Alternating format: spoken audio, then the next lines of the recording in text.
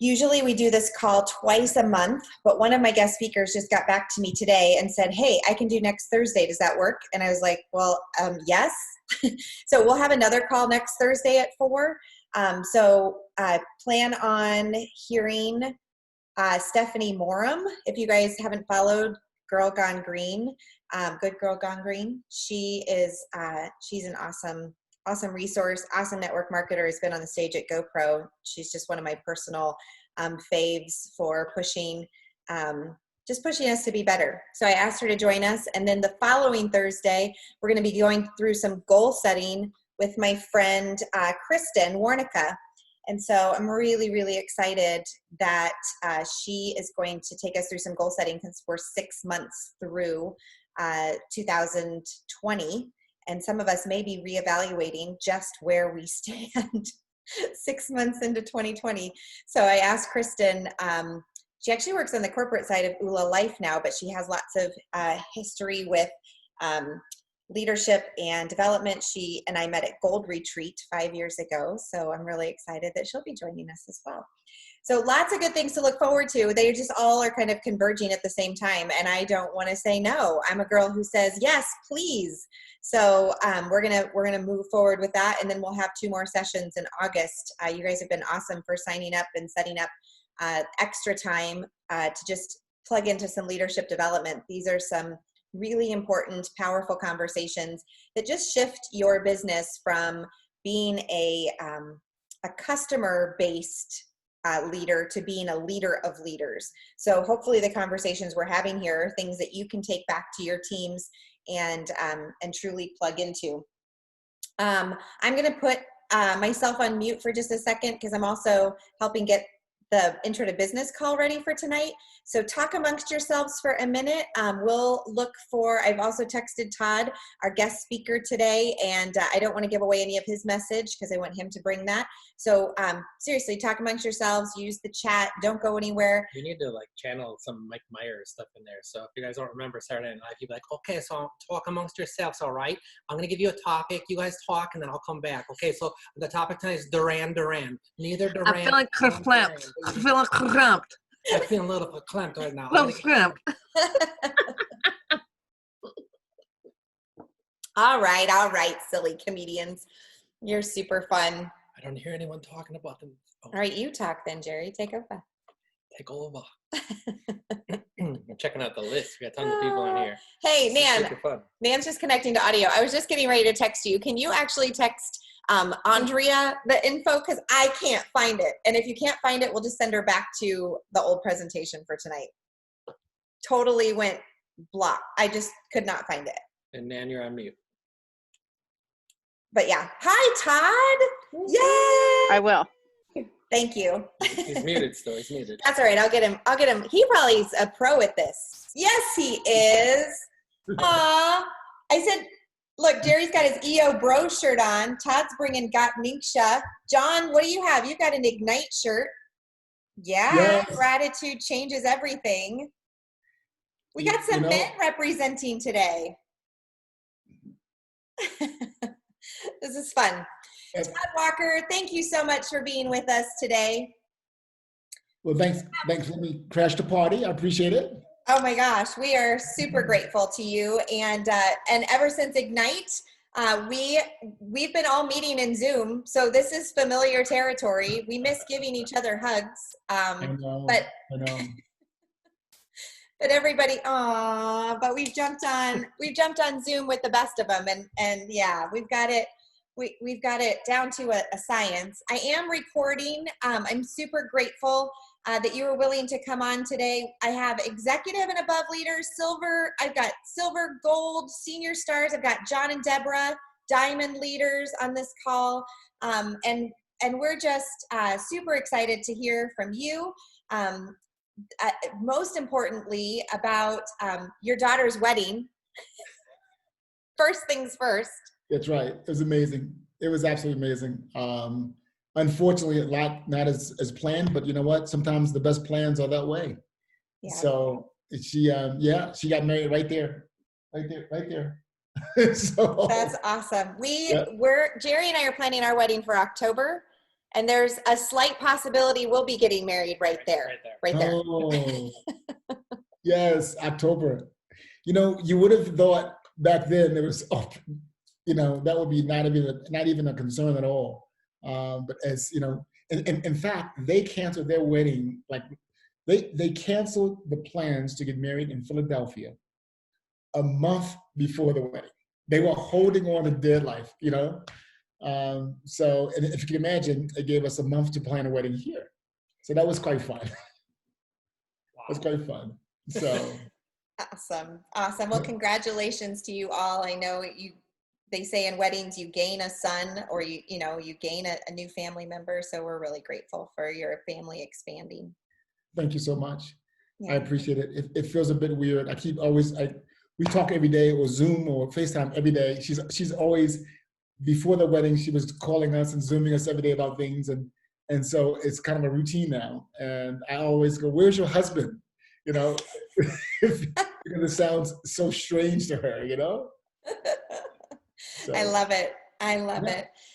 Well, Todd and I had a quick conversation yesterday to prepare for our time together. I had reached out to him on a personal one-on-one conversation. I'm just going to jump right to it, Todd, that we've had some concerns from distributors who are sensing prejudice and bias, even racist comments, especially on social media during this time. And it's really gotten people concerned about how to continue to share Young Living across cultures. And so Todd said yes to having a conversation with me. And I said, would you mind having the conversation in front of our team? He said, okay. So I am, again, grateful to you, Todd. As I've told you, I never want to make one person feel like they speak for all of a race or a culture. But I am super grateful for your perspective during these difficult times, to be quite honest. Yeah. Well, first of all, Angela, I appreciate that. I will tell you that I will be the first to say that I do not speak for, you know, the Black race or any ethnicity, frankly. And I just say, first of all, I'm the kind of person I'll just say, yes, let's do it. Let's have a conversation. I don't really have there's not a whole bunch of preparation here or, planned discussion. I could just share a couple of thoughts, and, if there are questions or other thoughts, I'd rather be interactive than anything else. So that's something that I would, hope for. And so I think you said you're glad, you're excited to hear from me. Well, I'm excited to hear what I'm going to say also, because I don't know what I'm going to say. So, but no, I think, first of all, I'm the reality is, part of the challenge that I think may be brewing within, obviously, Young Living is just a microcosm of the challenges in the country, right? Frankly, in the world. But for me, it's very interesting because I shared from your Ignite stage, as a matter of fact, just some of my why for really, making a radical change from, a corporate leader to a distributor. And literally, it says my internet is unstable. Am I good? Okay. So I literally, as I made that jump from October, 1, starting as a distributor, and it's been a really interesting journey, extremely different than my 3 decades of corporate work, but I truly felt like there was a calling for me, and I just was so attached to what Gary stood for, and the mission of the company, and just the authenticity and passion around transforming people's lives. And I saw the goodness, when I look out into the audience there in Phoenix, you just feel the love, you feel the general passion for helping others out. You know the benefits, and you hear the testimonials of the products and what they can do. You see that the wealth that can be generated that also transforms people's surroundings, and so that's a beautiful thing that Gary wanted to get out to the world, to everyone. And so when you think about that, it says getting oils in every home. I know it's transformed, it's new now, and I forget what it is now, but getting oils in every home. It wasn't about the oil. It wasn't about the profit from oil. It's about the belief and concept and the construct behind what the company and the orders can do to transform people's lives. And so I look at that, and again, I look at the audience in Phoenix, and now I wasn't in Phoenix, and so all fairness, it's Glendale, right?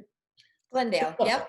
still, it's probably a little bit more diverse than the audience there, right? And I have just so many examples of that. And I think about Houston, Texas. I think about going to Los Angeles, where there is a 42% ethnic population there, and not seeing African Americans, not seeing Latin Americans, Asian Americans, and Indian Americans. And I specifically call out the different ethnicities there because I came from a different company on the corporate side, and it's the largest direct sales company, that. So, but frankly, I would go and I would present in anywhere in the country, and I would present in front of, a large group of Chinese Americans. I would go and have an interpreter with me as I go in front of, 15,000 people who spoke Spanish. And I'm going, wait a minute, we're missing out on an opportunity. And we're missing out on Gary's ultimate vision. And so that's kind of what helped me make that leap. One of the drivers, because I want to make sure that I directly impact communities that frankly can benefit from Young Living. So, but I guess when I think, if I parlay that to some of the discussion that we're having now, the reality is that, there is a reality for the business model and reality for where we are today in the country. And what I mean by that is, the reality is for me that the company's been growing so fast. And, as I mentioned to you, Angela, it's been only a year now that we've had a chief marketing officer of a $2 billion company, right? That's insane. That's a global company. So there's not a whole bunch of very strategic and intentional focus on how do we communicate and bring other ethnicities in? How do we go out and connect to other markets? And so, I think about even the Spanish-speaking population. That's a market within a market. Like, how do we do that? And there wasn't a big focus on that. And so, partly because of the model, because the company invests in us, right? And you guys are all leaders who are carrying out the message, who are, very effectively sharing what Young Living is about and doing the marketing and advertising. But part of that reality is that we talk to people who we're comfortable with, right? We talk to people who we may have relationships with. And so when you think about that approach alone, that begins to leave certain populations out, right? I will say that's been my motto as I talk to people, and I try to reach out to Black Americans and Hispanic Americans, and they go on the website, they don't see any of them represented, or they don't see in the big Facebook groups, they don't see them. And I kind of share that, say, this is one of the reasons why, but you can change that, let's go change that together. So I say that because as the most recent unfortunate, events have unfolded, and I begin to see some of the language that's within the community. No, I know it's not representing the greater community, but there are individuals there. I go, this gap that we see may not only be because of the lack of marketing and because of the model itself, but it could be very intentional. And so there could be very well be people that say, I don't want these kinds of individuals to be a part of my community, which is unfortunate, So that's part of the reality that I think we're facing now. And it's, for me, I'm just excited, frankly, as I took a step away from Young Living and I think about just the level of momentum that I'm seeing within the country that looks different, right? It looks different. And so when I think about where we are today, it's not worse, right? It's being filmed, right? Things are being filmed. I think with social media, we see things at such a very strong pace and rate than we did before. So that's part of the reality we're faced with right now. I would say the other piece is that what's exciting is that you see multiple ethnic groups. You see white Americans, Asian Americans all coming together, Black Americans coming together to say enough is enough. We want to make a change. We want to make an impact and cause a intervention in some of the maybe systemic racism that's been there over the multiple years. And that's empowering, and that's exciting. And so that's away from Young Living. If I shift to Young Living, I frankly was extremely excited about Young Living taking a stand, right, with the George Floyd murder, right, taking a stand as a company, because as a corporate team, they know that everybody's not with them, right? They know that the reality is that although the community is a very special community, it's a collection and it's a sample of the country that we're dealing with, and the country has a lot of challenges, and so that will be the same with the Young Living community. And so for them to come out and take a stand like that, I felt really good. And I know that Jarrett was a very strong advocate. Of course, Lon's a strong advocate of actually taking a stand. But when I look at some of the other companies, companies like, I used to work for Procter & Gamble, Johnson & Johnson, they've been taking a stand and doing some really strong intervention to take on diversity, to address police brutality. I mean, like for decades. But they have their, a $50 billion company that's been around for centuries. And so they're in a different place than Young Living. And so when you think of some of the smaller companies, like the direct sales companies, they're not taking a stand like Young Living was, which for me felt good. And I got a personal text from Jerry about just, what can we do to help? Like, I know that you have a mission that begins to align with, frankly, clearly where we should be doing a better job as a company. And so how can we help? So that was I felt really good about that. And so when I think about reaching out to a population that doesn't look like the majority, I do a couple things. I first of all, let people know where my heart is, right? I think all of you as leaders can do the same thing, right? Where your heart is, where you stand, and personally caring for the individual that you are bringing into the business. That's a real authentic relationship, interaction that feels, I think, special and begins to shift or shape the culture of your team. Because the reality is,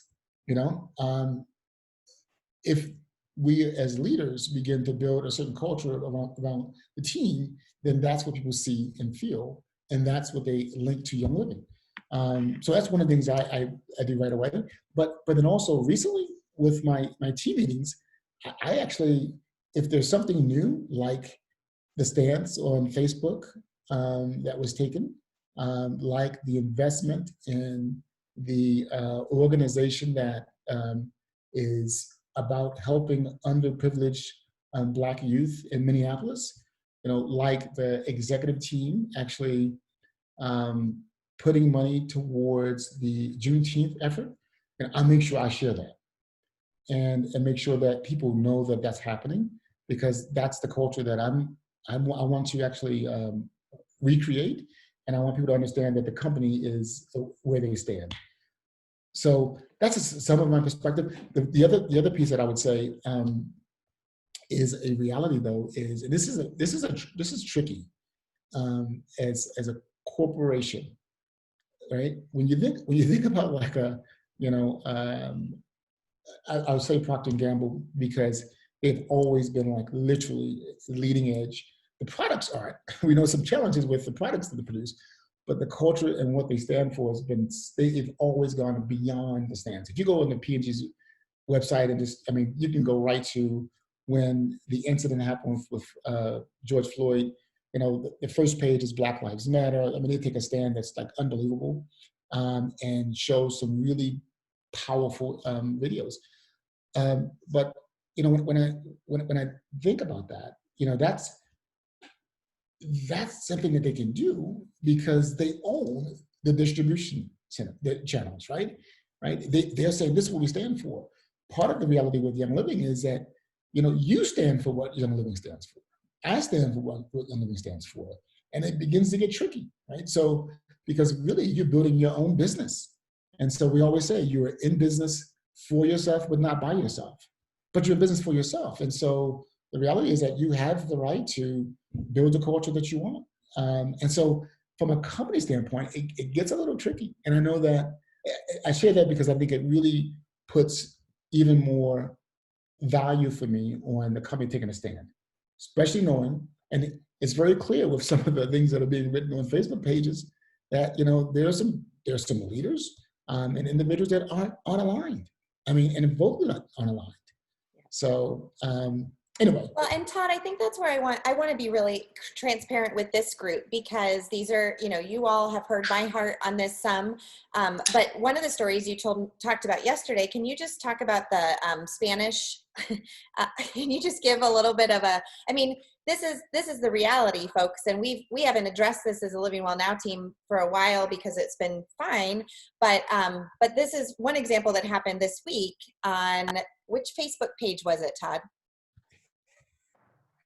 The Young Living USA Facebook page. So it's not a private page. It's not a public group page. Right, public page. And so I'm going to try to find it because which that speaks volumes when you think about it, right? And it speaks volumes, and it's concerning because the reality is that we all may not be aligned, but I think there's some just business savvy to say I'm not going to be I will share that with people I know who are aligned with me or could support me.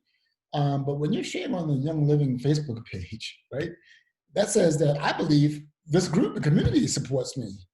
And in fact, by some of the many likes that came to some of the comments, it says exactly that. And that's sad.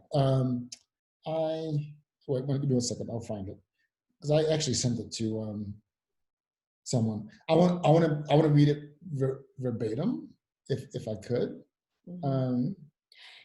But I'm not as savvy as some of the young ones can find stuff in a heartbeat.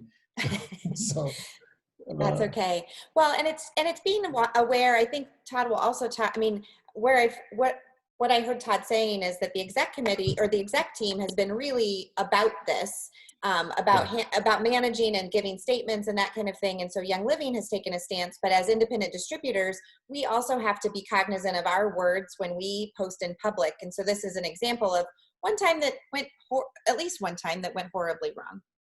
Yeah, and this is actually interesting because I think there were situations where this was happening also immediately after the George Floyd death, right?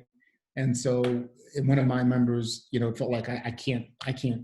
That's not something that I want to be a part of, And I had to kind of talk through the things that we just talked about. But I have a group of people. I have a, and I'm sure this is the case there in Phoenix, but a good group of Spanish speaking, Latin American team, and when this came on, I'm firing away. I'm tagging everybody. This is great. Young Living is actually putting together a Spanish speaking, review and training done by one of the managers there who's responsible for Spanish speaking population, Cheryl Baker from Panama, right? And she's so excited to do this. She was torn apart because some of the messages that came up, I'll read you one. Yeah, okay, she's cute in capitals, but this is America, so speak English, right? Where it is, it's not even that, but where it is Americans' #1 language, okay? And so there's a lot of response to that, and there's a lot of likes to that. There was a couple mad and thank goodness, and I don't know if it was mad because they said that or mad because they were speaking Spanish. There was another one. Let's see. If this is USA, why is she speaking foreign? I mean, And so these are just a couple, but I mean, the reality is this is not, and it doesn't, the problem is this, it clearly doesn't represent, I think, the general population. I know that it doesn't represent the heart that I see and I feel and connect with the young living community. I know that. But it's worthwhile to see this, because the reality is that you may have challenges with, people who are looking to join and seeing this kind of, content and copy on public sites. And of course, there are probably more of, I'm sure, much more of this on private sites. So that's one. But then to your point, Angela, oh my goodness, you couldn't have said it more perfectly. We need to be careful as leaders about what we say, because it impacts many. So. Yeah. And I also, because right now there's a very sense of polarization happening. And I think social media is bringing out the sides, if you will, and not allowing for really open dialogue and conversation where we honor each other's differences and bring people to a healthier community. I think you said something really key too about, we're a tiny $1 billion, a tiny $2 billion company compared to some of these larger ones, but sometimes that serves us because we can affect change in a bigger, more valuable way. And Absolutely. so reaching across those cultural lines, I just really appreciate that because the message, Gary's vision and message, was for everyone. Right. What's interesting is when you think about that, there's a couple of things. One is, I would challenge all of us, right? And now I have by all means, I have a how can you say it? I have a competitive advantage to this, right? Just based on being a Black American and corporate America, which is, I am forced, even if I wasn't comfortable, to communicate across multiple ethnicities. Global company, right?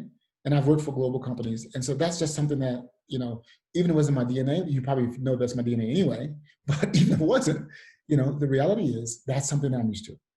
And so what that forces is actually reaching out and not making assumptions about the individual, but trying to get to know the individual so that you can actually really understand who they are, which cultivates a powerful relationship. And so, I mean, to me, that's the answer going forward, because even today, I mean, reality says, in my group, I have people who have radically different, views on, right now, Black Lives Matters, political views. And so what keeps me able to discern that versus who they are is I'm building relationships, and I have a relationship. And so that's something that I think, is the most powerful. And, us as leaders, I would just challenge us to do more of that. And I think clearly, when you look at the lack of representation, right, of ethnic communities within Young Living, there's an opportunity to do more of that, right? Yep. And talk about a business opportunity too. Yeah. It is an enormous business opportunity. I mean, get out of our own way, right? Get out of our own way, and yeah. Yeah. Well, it's funny because in South Africa, right? I mentioned it, but I was in South Africa and I was there and I was connecting with a couple groups, and I did a business opportunity, a lifestyle meeting, right? We call it a lifestyle, not opportunity, but lifestyle meeting, in Cape Town. And there's about 150, maybe close to 200 people there, and there were 2 Blacks. Okay, two Blacks, right? And I stopped and said, I can't believe I'm in Africa. Right? Yeah. But the reality is, again, this is a microcosm of the challenge to some degree, times 2. And what I mean by that is, the reality is that there was some groups of primarily Jewish population in the U.S. that had resources there, or friends or family members in South Africa, and they went there and they started building, and that community is growing like crazy. Yeah. But the African, the Black South African population is non-existent to some degree. Yeah. And the reality is, as I was talking to people, there's a lot of assumptions being made, you know? And so I'm actually I'm in the good examples. I'm sitting in the airport waiting for the general manager to come. We were going to take a ride together, Sandile. And the guy who was helping me was like a hustler. I mean, he was just like, you could see he was a hustler. And so we started talking. I said, hey, have you ever heard of Young Living? And we started talking about, Young Living. And of course, I gave him a card. He's a member now. But I can promise you, nobody would go, based in, the South African group that I was there, they're not going to stop and talk to the guy in the fast food restaurant. But he's hungry for an opportunity and can benefit from what the lifestyle offers, And so the point I'm making is twofold. One is getting getting out of our comfort zones in terms of communicating with people as an opportunity for those who want to take that on. But then also, this is part of the challenge that I think is raising its head a little bit for me in terms of disparity of ethnicities in the community right now. And that is, let's not make assumptions about the person, but let's connect with the person and talk to them about the opportunity. And I think that's a winning solution, Yep. Todd, I want to go back to something you said earlier, because there was a question in the chat about whether Young Living responded to the people, commenting about the Spanish speaking. And my friend Elizabeth replied that they did respond, saying that there are several videos for the English speaking members, but this video is for the Spanish speaking US members. Where have you seen corporate show up? We know that they posted a statement after George Floyd that they've been doing donations. Can you tell us a little bit more about where corporate's showing up? But then the other twofold part, right? The other part of that is, if we're in business for ourselves, but not by ourselves, there's an element of responsibility we each have as distributors to be aware of the climate. Wow, great question. And yeah. Okay, so I can speak of the corporate one because I can I've seen some things, and I have a corporate connection that's pretty strong. So, I would say so. Yeah. So, but I probably shouldn't tell us, but anyway, I will share that they have definitely gone to a place which is really interesting, and I applaud them to go to the policies and procedures and address those one-off from a compliance standpoint where it feels like there is hatred being spread, And I don't know exactly what's happened or, what the language is or the legalities or whatever, but I know there's been some follow-up from a compliance standpoint. Even most recently, I think there's probably follow-up from the statements that were read, that were posted on the US Facebook page, right? And that page, by the way, that's the leader, that's the leader development page. They changed the name to Young Living USA. So that's one way they're showing up. The other is, this is important. I mean, I again applaud the leadership team for this, but they're showing up to try to understand more. Right? It's hard for a leader. I'll pick well, Jared probably has a little bit more sensitivity to Black lives, given that he has kids, a son that's Black, right? But I think that in general, the leaders on the executive team who've grown up in Utah, right, who didn't have exposure to some of the challenges you may have had if you are traveling the world or specifically living with a group of Black individuals.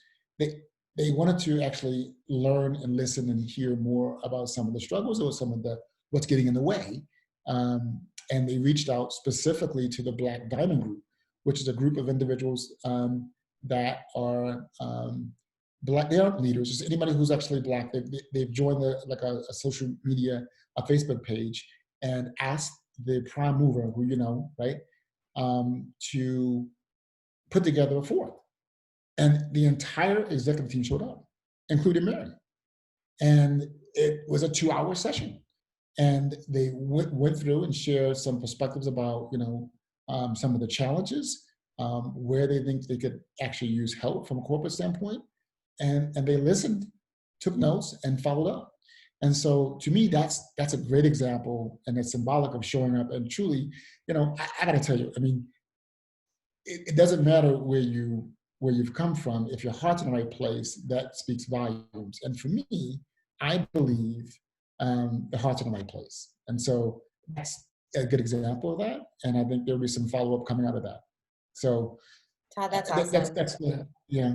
Yep. Well, and I think the second part of my question, you know, is part of why we're having this conversation today, because I think by ignoring conflict, we're not helping anybody move through that comfort zone piece that you mentioned earlier. And we're also not choosing to connect with one another in a way that's meaningful. So, you know, I think that that's our individual responsibility when we do offer somebody a lifestyle or an opportunity to think bigger, to think, you know, outside of our comfort zone. So I do appreciate what you've shared about that.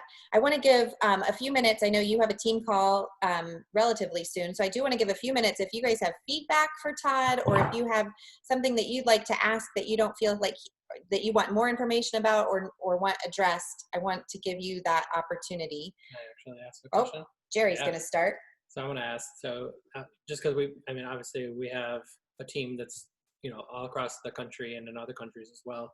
When we have someone come to us, I just was kind of seeking some advice. When we have someone to come to us and they have a member on their team that we might not even know, that comes to them and says, you know, just some blanket statement like, we can't support Young Living because we find it's racist, just at a regular, just a flat level without really any context.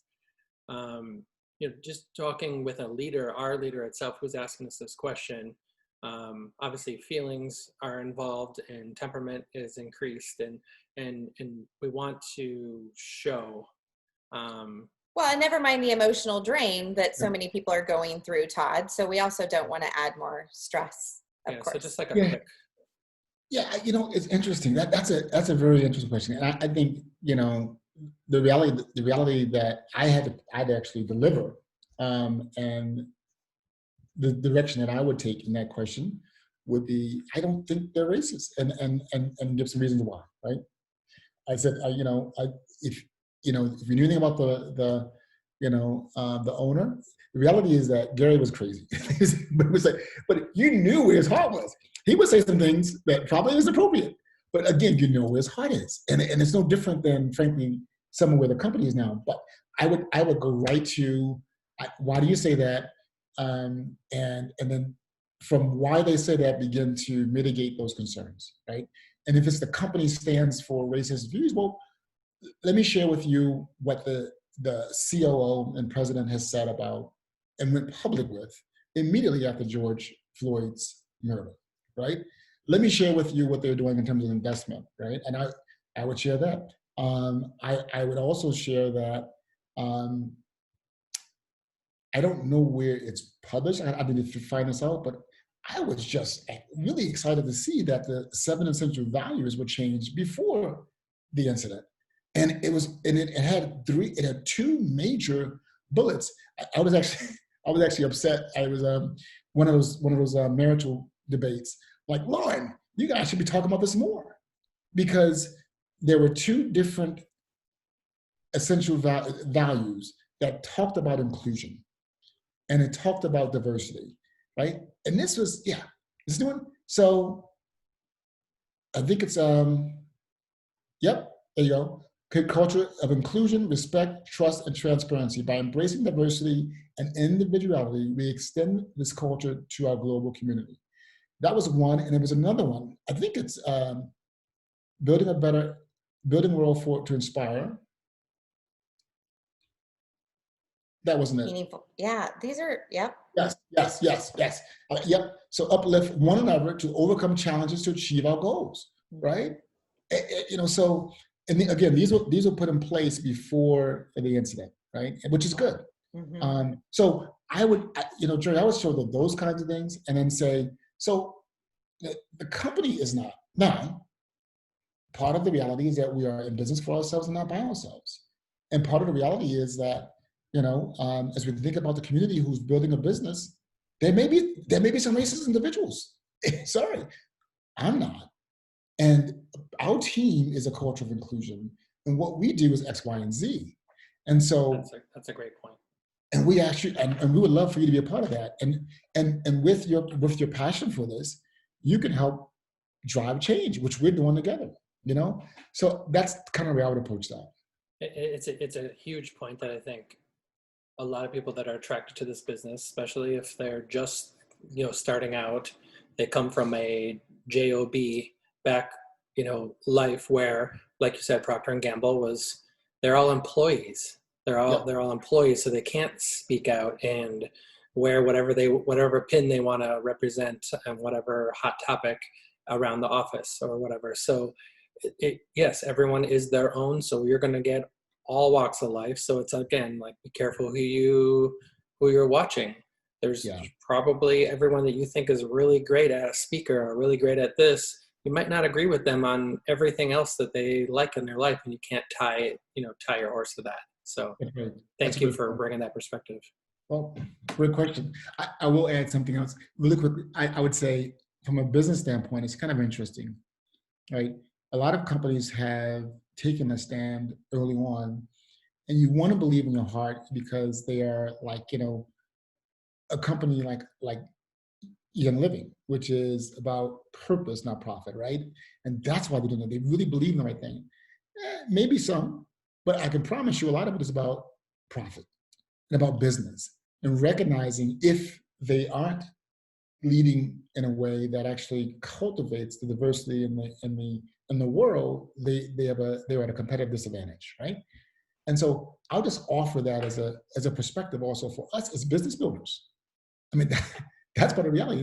It depends if you want to kind of just create your own group, a community that stands for something, and that's fine. But if you're also looking to build a broad-reaching business, the reality says that you would have a better, more productive, more aligned with the vision of Gary business if you are actually cultivating and embracing diversity of people. So just a perspective. I really appreciate that. Those are, the purpose over profit was always something that we loved about, culturally loved about what Young Living stands for, and the small mom and pop operation that it's grown from, Anyway, we have about 5 to 7 minutes left. If there are other questions that y'all have about what Todd has addressed already, or clarifications that you'd like to see, or appreciations that you'd like to give. Todd, Deborah here. We value and respect you and Lauren and your point of view on this. Our Palms as Living Well Now, we're open to continue dialogue because this is an important conversation to continue to increase our teams, not decrease them. And so for us to sense the some of the diversity that can be pulling Young Living members apart because people are in business together, but and separately independent business leaders, we also choose to be part of that inclusion and be part of the growth that Young Living is perpetuating as a global community. So we'd like to keep our ears open, and we're listening to you and Lauren for direction, and corporate to keep learning about how we support team members. Deborah, I really appreciate that. It's great to see you again, and it's great to hear kind of where your stance is as a team. That's a beautiful thing. Thank you. Awesome. There's some thank yous in the chat, of course. So much appreciation for your suggestions and insights, Todd. Yeah. And I appreciate, first of all, part of it is having conversation, right? And I wish I could provide more insight and more of a rounded view, but I just can talk about what's real for me. But I think that's very valuable in terms of connecting with people and just seeing where they are. And clearly there will be a variety of perspectives and stance within ethnic groups, right? But just connecting with the individual, I think, is a very powerful solution. For sure. And I appreciate your willingness to just make our personal chat turn into a wider team chat that we can share with others and kind of refer back to in our own purview from this point too, as we as we navigate, again, like I said, right now in these times and circumstances, social media ends up being where a lot of our values get played out. And so can we do it in a way that's meaningful and respectful, and in alignment with our, you know, our core integrity in place? Yes, absolutely. Hey, and so where did you get the values from? I screenshot it from Jared when they were on the, I know, I screenshot it, I screenshot his presentation. Good. I did the same thing with the income disclosure statement She's too. very savvy, very savvy. Well, I knew it was, I was like, ooh, I gotta have this. Like, I gotta have this copy. I'll send it, I'll text it to you. That'd be awesome. I appreciate that. That's good. And I could actually refer to it. I think that's really, I think it's a great enhancement, frankly. And it really, in these times, I think it's a really forward-thinking enhancement, which I love, you know? Yep. So, Yeah. I'm constantly impressed with just the expansion of the exec team and how forward-thinking they continue to lead us. yes. Well, hey, you guys, thank you so much for letting me chat with you. Hopefully you got a couple things. I like more questions than not. So do this again. Shoot me questions. You were awesome, Todd. Thank you so much for putting it out there. We know you have to jump on a team chat. I'm going to stop our recording.